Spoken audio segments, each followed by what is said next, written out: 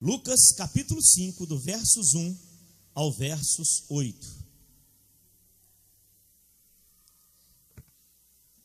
Você que tem o seu marido, a sua mulher, o seu companheiro, a sua companheira, olha, eu quero você que à noite, no nome de Jesus, hein? Me dê essa alegria no nome de Jesus. Lucas capítulo 5, do versos 1 ao 8 diz assim: a pesca maravilhosa. Aconteceu que, ao apertá-lo a multidão para ouvir a palavra de Deus, estava ele junto ao lago de Genezaré. E viu 2 barcos junto à praia do lago, mas os pescadores, havendo desembarcado, lavavam as redes. Entretanto, em um dos barcos, que era o de Simão, pediu-lhe que o afastasse um pouco da praia, e assentando ensinava no barco as multidões. Quando acabou de falar, disse a Simão: faze-te ao largo e lançai as vossas redes para pescar. Respondeu-lhe Simão: mestre, havendo trabalhado toda a noite, nada apanhamos, mas sobre a tua palavra lançarei as redes. Isto fazendo, apanharam grande quantidade de peixes e rompiam as redes. Então fizeram sinais aos companheiros de um outro barco, para que fossem ajudá-los. E foram e encheram ambos os barcos, a ponto de quase irem a pique. Último versículo. Vendo isso, Simão Pedro prostou-se aos pés de Jesus, dizendo: Senhor, retira-te de mim, porque sou pecador. Versículo 8. Leia em voz alta, por favor.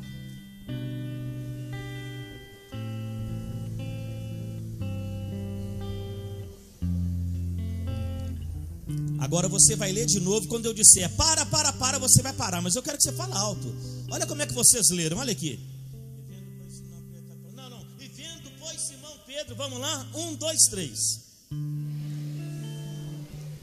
Para, vendo isto, Simão Pedro prostrou-se. Diga comigo: vendo isto, Simão Pedro prostrou-se. Vou dizer, na vitória você se prostra diante de Deus. Aí eu vou dizer, e na derrota, levanta rápido.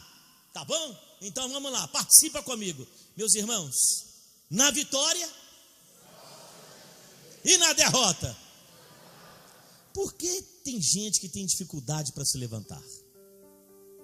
Eu estou com vergonha do irmão. Eu estou com vergonha da igreja. Eu estou com vergonha da minha família. Eu estou com vergonha dos meus amigos. Não, eu nem consigo olhar. O que é isso, meu irmão? Quanto mais rápido você levantar, menos dor você vai sentir do tombo que você tomou.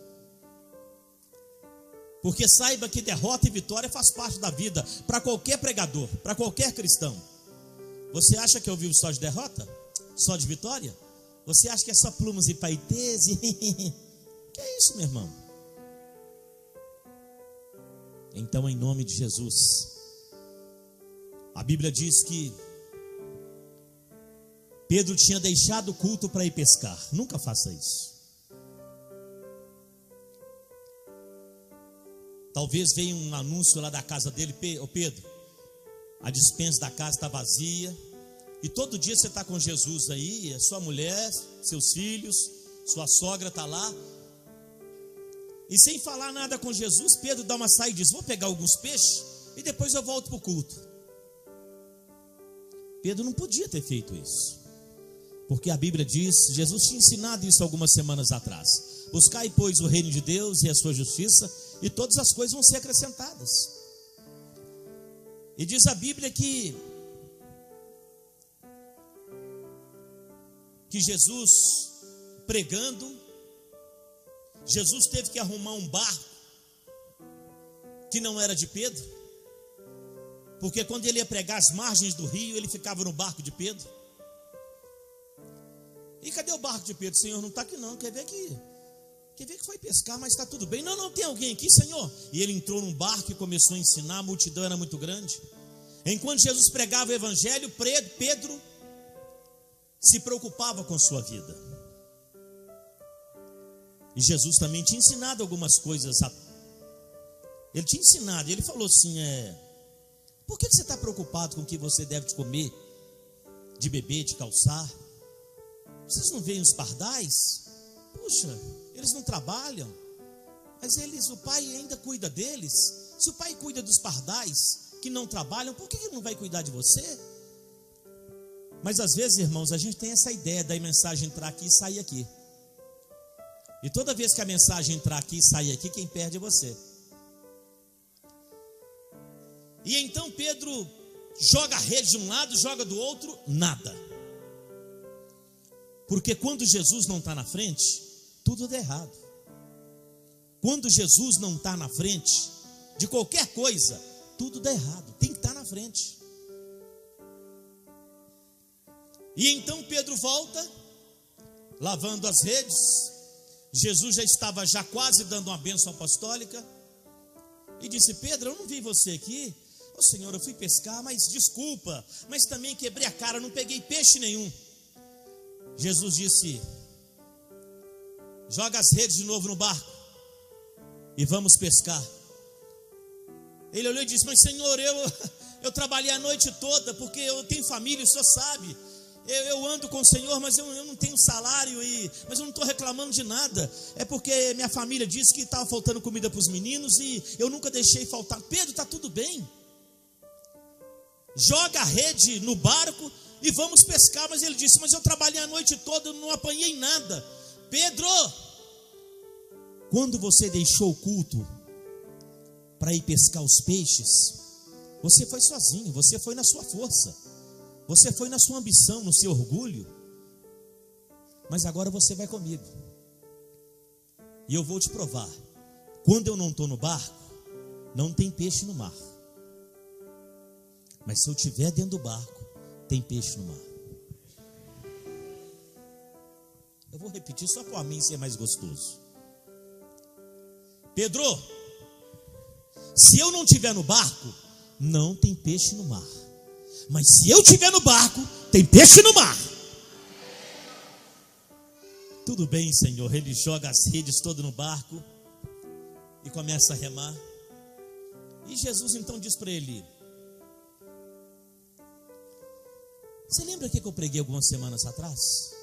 Ô Senhor, o Senhor prega tanto que... Você lembra que eu falei sobre que vocês devem de buscar primeiro o reino de Deus, do meu Pai, e todas as coisas? Nossa, Senhor, eu lembro. Você lembra também que eu disse que não era para você preocupar com o que você deveria de comer, beber, vestir, calçar, porque os pardais eles não trabalham, mas o Pai cuida deles? E por que eu não cuidaria da sua família enquanto você está realizando a obra de Deus? Me perdoa, Senhor, foi uma fraqueza minha, me perdoa. Não, Pedro, está tudo bem, mas nunca esqueça: primeiro o reino, depois a sua família. Aonde você disse que não tinha peixe? Eu estava mais ou menos aqui, Senhor, nessa região aqui. E Jesus disse: joga o peixe, joga a rede do lado direito do barco. Um dia eu quero pregar, por que o lado direito? Por que o lado direito? Em Crônicas a Bíblia diz que na tua mão direita há força e poder. E eu vou pregar por que a mão direita um dia. Joga, Pedro. Tá bom, Senhor, mas eu vou julgar. Mas eu vou julgar sobre a tua palavra. Você precisa abrir a boca para falar coisas positivas. Como é que tá? Tá mais ou menos. E como é que está sua mãe? Mesma coisa. Como é que está seu irmão? Como é que está seu pai? Misericórdia. E como é que está no seu trabalho? Acho que meu patrão vai mandar embora. Tem gente que não sabe falar coisas positivas. Abre a boca para falar coisas boas, mesmo que a situação não te favoreça. Quem está ensinando isso a vocês é alguém que nunca subiu no altar para reclamar. Porque se reclamar da vida, dos problemas, ajudasse em alguma coisa, a Bíblia mandaria reclamar. Mas a Bíblia diz que aqueles que murmuram não vão entrar no reino de Deus. Pedro, joga a rede do lado direito sobre a tua palavra, Senhor.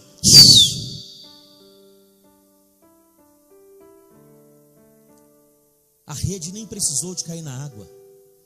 Já tinha peixe caindo em cima da rede, e tinha peixe caindo no barco, peixe voador, passando de um lado para o outro, e Pedro só dentro do barco. E não podia nem abrir a boca, porque se você abre a boca e diz, não, é muito... O barco começa a afundar. Lógico, é a gravidade aí, né? O peso. O barco começa a afundar. E a Bíblia diz que ia a pique. Quando Jesus está no seu barco não afunda. Vai parecer que está afundando, que está tudo errado, mas mesmo parecendo que está tudo errado, Jesus ainda está no controle da direção do teu barco, porque Ele vai fazer você chegar onde você precisa chegar. Sabe aonde você precisa chegar? No caminho da vitória, para entrar pelos portais da glória. E diz a Bíblia que Pedro então, Jesus podia dizer, não, eu vou dar uma reforçada nesse barco aqui. Não, Jesus ficou quietinho. Pedro, oi, me ajuda, vem cá. E todo mundo saiu lá da praia e remou até lá. E todo mundo, todos os barcos que foram, todos pegaram peixe. E quando Pedro vê aquilo, Pedro então se joga na água. Ele se joga na água. Uma água fria, era noite, um lugar perigoso. E Jesus olhando para ele, dizendo, o que Pedro está fazendo? E Pedro apavorado, afasta-te de mim, Senhor, afasta-te de mim. E os discípulos que estavam dentro do barco dizendo, mas peraí, por que Pedro está querendo que Jesus se afasta dele? Escuta bem, você pode se afastar de Deus, mas Deus nunca vai se afastar de você. Você pode dar as costas para Deus, mas Deus não vai dar as costas para você. Você pode pedir a Deus um tempo, mas Ele nunca vai dar um tempo a você. Sabe por quê? Porque só Deus sabe o sacrifício que foi para Ele ter você. O sacrifício foi muito grande. E não vai ser qualquer palavrinha de bobagem que vai fazer Deus se afastar de você.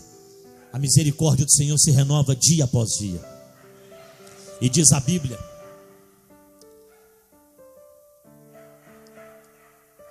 que Pedro dentro d'água,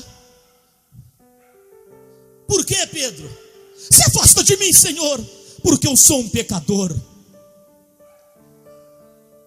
E então Pedro sobe para dentro do barco. O que a Bíblia diz? E vendo Simão, prostrou-se diante de Jesus. Ele só para o barco todo molhado e se prostra e disse, obrigado pela vitória. Quando você recebeu uma bênção, seja ela qual for, pequena ou grande, se ajoelha para dizer, muito obrigado, Jesus, por mais essa bênção que o Senhor está me dando. Amém.